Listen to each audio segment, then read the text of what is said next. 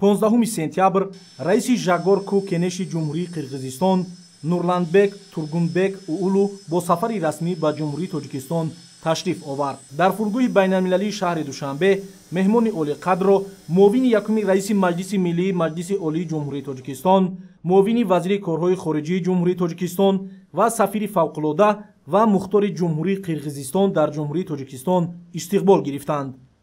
15 сентябр раиси Жагорку Кенеши Ҷумҳурии Қирғизистон Нурланбек Тургунбек Уулу дар доираи сафари расмии худ дар Ҷумҳурии Тоҷикистон бо нишони эҳтиром ба таърихи давлатдорӣ ва фарҳангу тамаддуни миллати тоҷик дар пояи муҷассамаи Исмоили Сомонӣ гулчанбар гузошт. имрӯз дар бинои парламенти кишвар мулоқоти хосаи раиси Маҷлиси Миллии Маҷлиси Олии Ҷумҳурии Тоҷикистон, раиси шаҳри Душанбе муҳтарам Рустами Эмомалӣ ва раиси Жагорку Кенеши Ҷумҳурии Қирғизистон муҳтарам Нурланбек Тургунбек Уулу ва музокирот бо иштироки ҳайъатҳои расмӣ баргузор гардид. қабл аз оғози мулоқотҳо раиси Жагорку Кенеши Ҷумҳурии Қирғизистон Нурланбек Тургунбек Уулу дар китоби меҳмонони ифтихории парламенти Ҷумҳурии Тоҷикистон соядаст гузошт. раиси Маҷлиси Миллии Маҷлиси Олии Ҷумҳурии Тоҷикистон, раиси шаҳри Душанбе муҳтарам Рустами Эмомалӣ, раиси Жагорку Кенеши Ҷумҳурии Қирғизистон муҳтарам Нурланбек Тургунбек Уулу ва ҳайати ҳамроҳашро ба Тоҷикистон хайрамақдам гуфтанд. дар мулоқоту музокирот доираи васеи масъалаҳои муносибатҳои дуҷонибаи Тоҷикистону Қирғизистон дар самтҳои мавриди таваҷҷӯҳи тарафайн баррасӣ шуданд. ба рушди бемайлони робитаҳои байнипарламентӣ ҳамчун самти муҳими ҳамкории дуҷониба таваҷҷӯҳи хос зоҳир гардид. ҷонибҳо ба муколамаи мунтазами сатҳи олӣ, натиҷаҳои сафарҳои мутақобилаи давлатии сарони ду давлат ва имзои санадҳои нави дуҷониба ки дар таҳкими заминаҳои ҳуқуқии муносибатҳои неки дӯстона ва ҳамҷавории ду кишвар нақши созгор дорад, баҳои баланд доданд.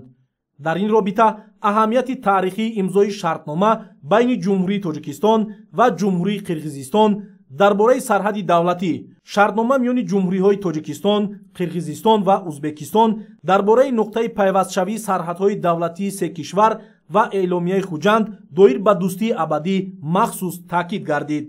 дар ин раванд нақши калидии парламентҳои ду кишвар дар тавсеаи заминаҳои ҳуқуқии муносибатҳои дуҷониба ва татбиқи аҳдномаҳои ба даст омада муҳим шуморида шуд. бо таваҷҷӯҳ ба рушди тоза касб кардани анъанаҳои таърихии дӯстӣ, ҳамсоягии нек ва эҳтироми ҳамдигарӣ, ҷонибҳо барои таҳкими муколамаи амалӣ ҷиҳати пешбурди мӯътадили муносибатҳои Тоҷикистону Қирғизистон ҳавасмандии муштарак зоҳир намуданд. такон бахшидан ба рушди ҳамкории тиҷоратию иқтисодӣ бо дар назардошти афзун намудани ҳаҷми гардиши мол ва истифодаи иқтидори мавҷудаи ду кишвар дар ин самт ба мақсад мувофиқ дониста шуд. тамоюли мусбати афзоиши гардиши мол дар нимсолаи якуми соли ҷорӣ ба мушоҳида расид.